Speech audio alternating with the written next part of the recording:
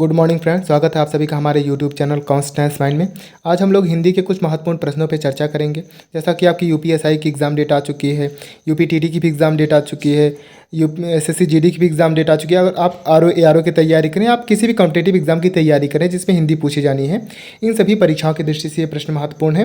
तो आइए वीडियो को शुरू करते हैं। पहला प्रश्न हमारा, हिंदी वर्णमाला में वर्णों की कुल संख्या कितनी है? आपके ऑप्शन से 50, 52, 57, 55। तो हिंदी वर्णमाला में वर्णों की कुल संख्या 52 है। ऑप्शन नंबर बी सही है। दूसरा प्रश्न देखेंगे, निम्न में से कौन सा शब्द रूढ़ है? आपके ऑप्शन से लंबोदर, जलाशय, जल, दिनकर। तो अगर आप रचना के आधार पर शब्दों को देखें तो रचना के आधार पर शब्दों के भेद होते हैं 3। एक होता है रूढ़, एक होता है योग रूढ़, एक होता है यौगिक। तो अगर हम रूढ़ की बात करें तो रूढ़ ऐसे शब्द होते हैं जो परंपरा से किसी शब्द का एक विशेष अर्थ देते आ रहे हैं। जैसे हाथी, जल, पानी। तो हाथी का अर्थ हाथी होता है, पानी का अर्थ पानी होता है। दूसरा हमारे आते हैं योग रूढ़। योग रूढ़ ऐसे शब्द होते हैं जो खुद का अर्थ त्याग कर किसी दूसरे का अर्थ देते हैं। जैसे आपके बहुव्रीहि समास में होता है ये अपना, जैसे लंबोदर है, इसमें आपके ऑप्शंस में लंबोदर। तो लंबोदर का अर्थ होता है गणेश भगवान से। तो ये योग रूढ़ की श्रेणी में आते हैं। तीसरा आपका आता है यौगिक। यौगिक ऐसे शब्द होते हैं जो 2 या 2 से अधिक शब्दों से मिलकर बनते हैं। जैसे जलाशय, जल प्लस आशय, तो इसमें यौगिक होगा। तो आपकी कौन सा शब्द रूढ़ है पूछा जा रहा है, तो लंबोदर आपका योग रूढ़ है, जलाशय यौगिक है, दिनकर योग रूढ़ होगा। तो इसमें आपका ऑप्शन नंबर बी जो है जल, यह रूढ़ शब्द है। अगला प्रश्न देखेंगे, नारी किस संज्ञा का उदाहरण है? भाववाचक संज्ञा, जातिवाचक संज्ञा, समूहवाचक संज्ञा या व्यक्तिवाचक संज्ञा? तो नारी जो है वह जातिवाचक संज्ञा का उदाहरण है। ऑप्शन नंबर बी सही है। अगला प्रश्न देखेंगे, स्वयंभू प्लस उदय में कौन सी संधि है? तो स्वयंभू प्लस उदय मिलकर बनाते हैं स्वयंभूदय। तो यहाँ पे आप देखेंगे बड़ा उ प्लस छोटा उ मिलके बड़ा उ बना रहे हैं। तो अकह सवर्णे दीर्घ होता है। तो इसमें आपका ऑप्शन नंबर सी सही है, दीर्घ संधि। पांचवा प्रश्न देखेंगे, शिवै शौर्य में कौन सी संधि है? तो शिवै शौर्य का यहाँ पे संधि विच्छेद आपको दिया हुआ है, शिवा प्लस ऐश्वर्य।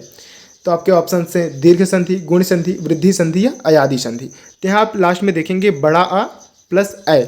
तो वृद्धि संधि होती है जिसमें ह्रस्व या दीर्घ, छोटा या बड़ा आ के बाद अगर ए या ऐ आता है तो ये दोनों, जैसे छोटा आ के बाद ए आए या छोटा आ के बाद ऐ आए, बड़ा आ के बाद ए आए या बड़ा आ के बाद ऐ आए, तो ये सब मिला के बनते हैं ऐ।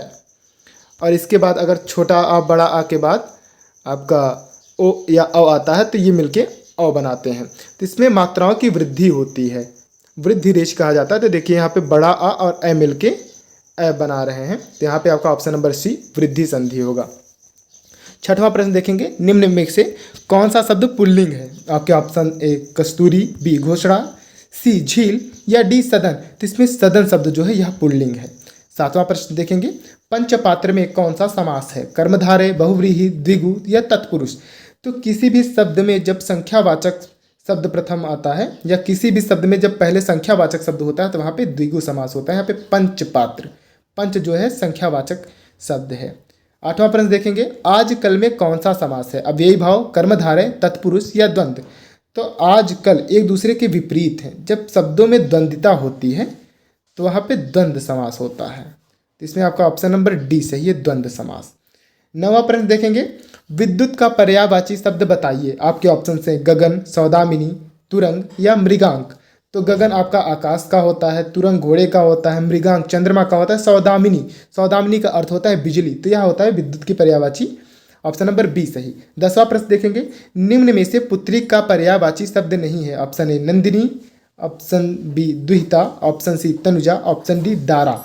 तो नंदिनी आपकी पुत्री की पर्यायवाची है, दुहिता आपकी पुत्री की पर्यायवाची है, तनुजा आपकी पुत्री की पर्यायवाची, लेकिन डी जो दारा है यह पत्नी की पर्यायवाची होती है। 11वां प्रश्न देखेंगे, उत्थान का विपरीतार्थ बताइए। आपका ऑप्शन ए प्रस्थान, बी पतन, सी विस्थापन, डी अनुत्थान। तो उत्थान का अर्थ होता है ऊपर उठना। इसका ऑप्शन नंबर बी सही होगा, पतन, जिसका अर्थ होता है नीचे की ओर गिरना। 12वां प्रश्न देखेंगे, अगम्य का विपरीतार्थ बताइए। सुगम्य, गम्य, चराचर या गंतव्य। तो अगम्य का अर्थ होता है जहां जाया ना जा सके, तो सुगम्य का अर्थ होता है जहां आसानी से जाया जा सके। इसमें आपका ऑप्शन नंबर ए सही होगा। 13वां प्रश्न देखेंगे, पहले जन्म लेने वाले के लिए एक शब्द है। आपके ऑप्शन से अग्रज, बी अनुज, सी सहोदर, डी बंधु।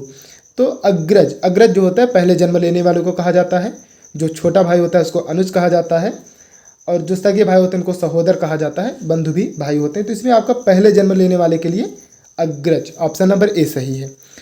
14वां प्रश्न देखेंगे, जो बदला लेना चाहता है उसके लिए एक शब्द है, आपके ऑप्शन से प्रचित, प्रचुर, प्रचकीर्षु या कृतघ्न। तो प्रचकीर्षु या इसको प्रतिचिकीर्षु भी कहा जाता है। तो जो बदला लेना चाहता है उसको प्रतिचिकीर्षु कहा जाता है, ऑप्शन नंबर सी सही है।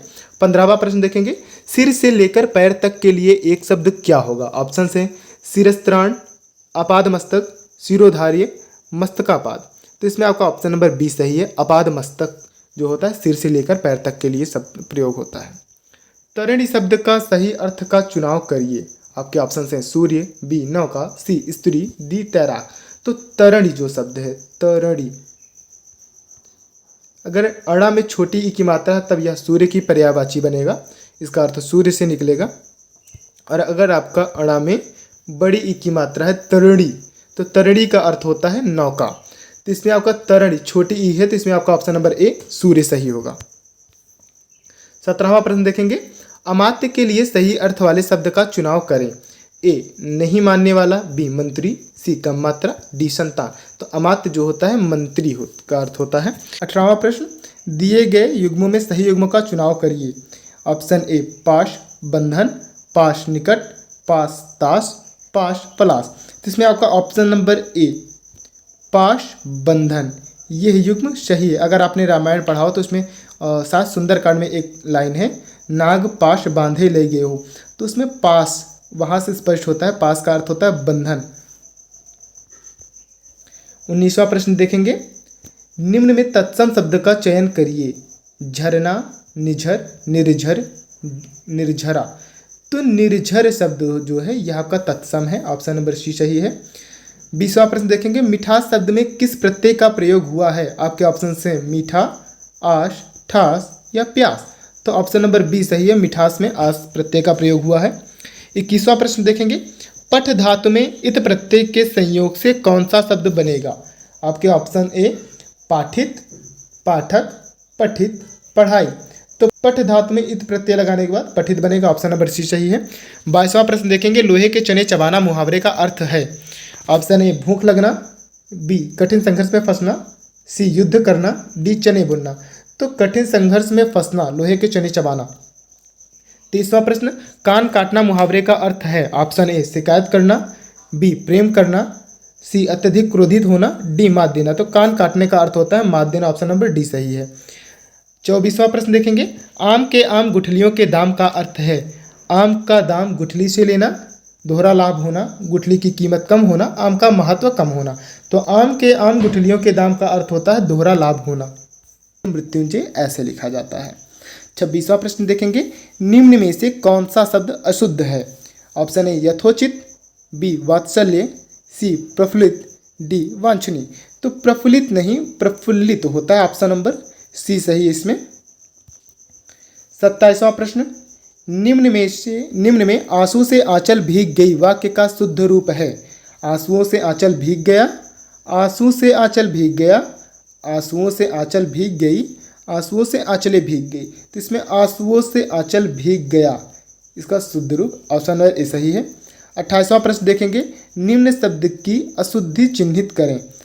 वाक्य है उसके प्राण उड़ गया, इसको 3 सेगमेंट में बांटा गया है, ए, बी और सी। तो आपके ऑप्शन ए उसके, बी प्राण, सी उड़ गया, डी कोई त्रुटि नहीं। तो उसके प्राण उड़ गए होता है, तो इसमें आपका ऑप्शन नंबर सी में त्रुटि है, सी सही है। 29वां प्रश्न देखेंगे, पीपर पात सरिसमन डोला में उपमान कौन सा शब्द है। आपके ऑप्शन हैं मन, पीपर पात, डोला, उपमा। तो पीपर पात सरिसमन डोला, सबसे पहले इसमें ऑप्शन नंबर डी को हम एलिमिनेट करेंगे क्योंकि उपमा एक अलंकार का नाम होता है। हाँ, इस वाक्य में उपमा अलंकार भले ही है, क्योंकि अगर किसी शब्द में, अगर किसी वाक्य में सम, सरिस, समान, सासी ऐसे वर्णों का प्रयोग होता है तो वहाँ पे उपमा अलंकार होता है। अगर इनमें भेद की बात करें तो उपमा अलंकार के में उपमान, उपमेय, साधारण धर्म और वाचक 4 होते हैं। तो पीपर पात, सबसे पहले हम पीपर पात की बात करेंगे। तो ये आपका उपमान है और उपमान पूछा जा रहा है, तो इसमें ऑप्शन नंबर बी सही है। मन आपका उपमेय है, मन आपका उपमेय है। डोला शब्द साधारण धर्म है और सरित शब्द वाचक है। तो इसमें आपका ऑप्शन नंबर बी सही है, पीपर पात उपमेय है। तीसरा प्रश्न देखेंगे, वीरों का कैसा हो बसंत में किस रस की सृष्टि हुई है? ऑप्शन ए वीर रस, बी श्रृंगार रस, सी अद्भुत रस, डी विभत्स रस। तो वीरों का कैसा हो बसंत सुभद्रा कुमारी चौहान की एक रचना है, स्वतंत्रता की पुकार उसमें से लिया गया है और इसमें वीर रस का उदाहरण है।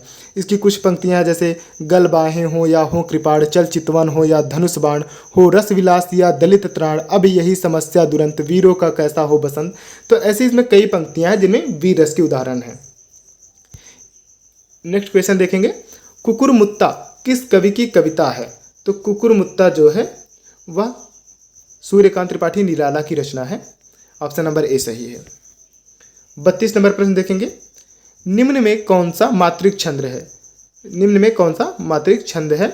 ऑप्शन ए दोहा, चौपाई, रोला, ये सभी। तो इसमें आपका ऑप्शन नंबर डी सही है, दोहा, चौपाई, रोला ये सभी मात्रिक छंद के उदाहरण हैं। 33वां प्रश्न देखेंगे, विभत्स रस का स्थायी भाव है। ऑप्शन से आपके विस्मय, क्रोध, जुगुप्सा, शोक। तो विभत्स रस जो होता है उसका स्थायी भाव होता है जुगुप्सा। ऑप्शन नंबर सी सही है। 34 नंबर प्रश्न देखेंगे, सोहत ओढ़े पीठपत श्याम सलोने गात, मानो नीलमणि शैल पर आतप पर्यो प्रभात। इस पंक्ति में कौन सा अलंकार है?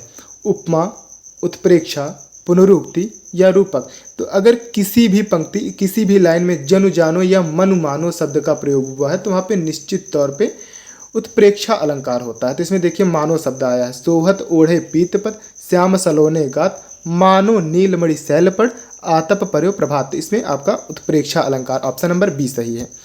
35वां प्रश्न देखेंगे, निराला ने किस पत्र का संपादन किया है? तो इसमें आपका ऑप्शन नंबर ए मतवाला, बी स्वतंत्र, सी अभ्युदय, डी हंस। तो निराला ने किस पत्र का संपादन किया? तो ऑप्शन नंबर ए सही है, मतवाला। मतवाला पत्र का संपादन निराला ने किया है। आपका ऑप्शन नंबर डी जो हंस है, इसका प्रकाशन जो है मुंशी प्रेमचंद्र ने इसका संपादन किया था 1930 में लगभग, और अभ्युदय का शायद मदन मोहन मालवीय जी ने किया था 1907 में। थोड़ा ये और स्वतंत्र इसका राम मनोहर राय, ये थोड़े डाउटफुल है मुझको। आपका ऑप्शन जो है उसमें इसमें ए सही है। 30वां प्रश्न देखेंगे, निराला ने किस पत्र का संपादन किया? आपके ऑप्शन से मतवाला, स्वतंत्र, अभ्युदय या हंस। तो हंस का संपादन मुंशी प्रेमचंद्र ने किया था 1930 में। आपका ऑप्शन ए मतवाला, मतवाला पत्र का संपादन जो है सूर्यकांत त्रिपाठी निराला ने किया था। 36वां प्रश्न देखेंगे, रामचंद्रिका की रचना किसने की? आपके ऑप्शन से देव, केशवदास, सेनापति या भूषण।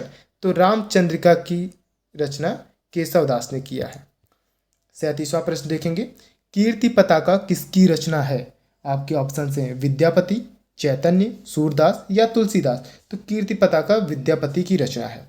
38वां प्रश्न देखेंगे, पद्मावत की भाषा है फारसी, संस्कृत, अवधी, ब्रज भाषा। तो पद्मावत की जो भाषा है वह है फारसी। नेक्स्ट क्वेश्चन देखेंगे, निम्नलिखित में से कौन सी रचना भारतेंदु की नहीं है? आपके ऑप्शन से भारत दुर्दशा, अंधेर नगरी, भारत जननी या अंधा युग। तो भारत दुर्दशा, अंधेर नगरी, भारत जननी ये तीनों हरिश्चंद्र की रचना है, लेकिन अंधा युग ये धर्मवीर भारती की रचना है। ऑप्शन नंबर डी इसमें सही है। 40वां प्रश्न देखेंगे, देवसेना किस नाट्य कृति का स्त्री पात्र है? आपके ऑप्शन से आषाढ़ का दिन, लहरों के राजहंस, चंद्रगुप्त या स्कंदगुप्त। तो देवसेना स्कंदगुप्त एक नाट्य है, इसकी स्त्री पात्र का नाम है। 41वां प्रश्न देखेंगे, रेल यात्रा कैसा शब्द है? ऑप्शन से आपके शंकर, विदेशी, देशज या तत्सम। तो रेल यात्रा जो है आपका संकर शब्द है। इसमें रेल इंग्लिश शब्द और यात्रा हिंदी शब्द, तो यह संकर है। ऑप्शन नंबर ए सही है। 42वां प्रश्न देखेंगे, नीता कपड़े धोती है वाक्य में क्रिया है अकर्मक, सकर्मक, संयुक्त, नाम धातु। तो नीता क्या धोती है? नीता कपड़े धोती है। तो इसमें आपका ऑप्शन नंबर बी सही है, सकर्मक क्रिया। 43वां प्रश्न देखेंगे, चट्टान शब्द किस लिंग से संबंधित है? आपके ऑप्शन ए पुल्लिंग, बी स्त्रीलिंग, सी नपुंसक लिंग, डी इनमें से कोई नहीं। तो चट्टान, देखिए अगर चट्टान का वर्ड प्रयोग कीजिए तो चट्टान टूटती है, चट्टान टूटता नहीं है। तो ऑप्शन नंबर बी सही है, चट्टान स्त्रीलिंग है। 43वां प्रश्न देखिएगा, लिंग किस भाषा का शब्द है? ऑप्शन ए हिंदी, अंग्रेजी, संस्कृत, जर्मन। तो लिंग जो है वह संस्कृत भाषा का शब्द है, ऑप्शन नंबर सी सही है। 44वां प्रश्न देखेंगे, निम्न में से किस शब्द का प्रयोग बहुवचन में होता है? ऑप्शन ए लड़का, बी पुस्तक, सी साधु, डी घोड़ा। तो लड़का का बहुवचन लड़के होता है, पुस्तक का पुस्तकें, घोड़ा का घोड़े, लेकिन साधु जो होता है यह बहुवचन में भी प्रयोग होता है। 45वां प्रश्न देखेंगे, वह जन्म का भिखारी है, इस वाक्य में का किस कारक की विभक्ति है? आपके ऑप्शन हैं संबंध, अधिकरण, संप्रदान या करण। तो का, की, के ये जो हैं संबंध कारक की विभक्ति हैं। अगर आप बात करें अधिकरण की तो इसमें में, पे, पर, संप्रदान में आपका जो होता है विभक्ति के लिए, हेतु, और करण में के द्वारा या से द्वारा। तो अगर हम का की बात करें तो का जो है संबंध कारक का है। 46वां प्रश्न देखेंगे, निम्न में कौन सा शब्द सूर्य का पर्यायवाची नहीं है? आपके ऑप्शन से दिवाकर, दिवाकर, तरणी, विश्वनस, शार्दुल। तो शार्दुल जो होता है वह सिंह, शेर की पर्यायवाची होता है, इसमें आपका ऑप्शन नंबर डी सही है। 47वां प्रश्न, अंतर्द्वंद का विपरीतार्थ बताइए। ऑप्शन ए बहिर्द्वंद, द्वंद्वहीनता, अद्वंद, द्वंद। तो अंतर्द्वंद का विपरीतार्थ होता है बहिर्द्वंद, माफ कीजिएगा, ऑप्शन नंबर ए सही है। 48वां प्रश्न, जिसकी भुजाएं दोनों घुटनों तक लंबी हों के लिए एक शब्द होगा। तो जिसकी भुजाएं घुटनों तक लंबी होती हैं उनको कहा जाता है अजान भुज। श्री राम जी को कहा जाता था। इसमें आपका ऑप्शन नंबर ए अजान बाहु, बी अनजान बाहु, सी समबाहु, अग्रबाहु। तो इसमें ऑप्शन नंबर ए अजान बाहु होता है जिसकी भुजाएं घुटनों तक लंबी होती हैं। 49 नंबर देखेंगे, रक्त है या है नसों में क्षुद्र पानी, जांच कर तू शीश दे देकर जवानी। इस पंक्ति में कौन सा रस रचित हो रहा है? आपके ऑप्शन से वीर रस, विभत्स रस, रौद्र रस या श्रृंगार रस। तो इस पंक्ति में वीर रस है। 50वां और लास्ट क्वेश्चन देखेंगे, निम्न में कौन सी औपन्यासिक कृति यशपाल की नहीं है? झूठा सच, दादा कॉमरेड, दिव्या, गुनाहों के देवता। तो इसमें देखिएगा झूठा सच, दादा कॉमरेड, दिव्या, ये तीनों यशपाल की रचनाएं हैं। लेकिन गुनाहों के देवता, वन ऑफ माय फेवरेट, ये धर्मवीर भारती की है, जो इलाहाबाद की कहानी है। इसमें अगर आपको पढ़ेंगे तो अच्छा भी लगेगा, चंदर और सुधा की जो प्रेम कहानी है। तो दोस्तों ये थे आज के हमारे 50 प्रश्न जो कि हिंदी पे आधारित थे, आपकी परीक्षाओं की दृष्टि से बहुत महत्वपूर्ण। इसके आगे हम लोग अगले वीडियो में मुलाकात करेंगे। तब तक के लिए goodbye and take care and thanks for watching. And in the last, अगर आपने चैनल सब्सक्राइब नहीं किया, चैनल सब्सक्राइब कर लीजिएगा, वीडियो को लाइक कर लीजिएगा, और आपके कमेंट बहुत वैल्यूएबल होते हैं हमारे लिए, आप कमेंट जरूर कीजिएगा।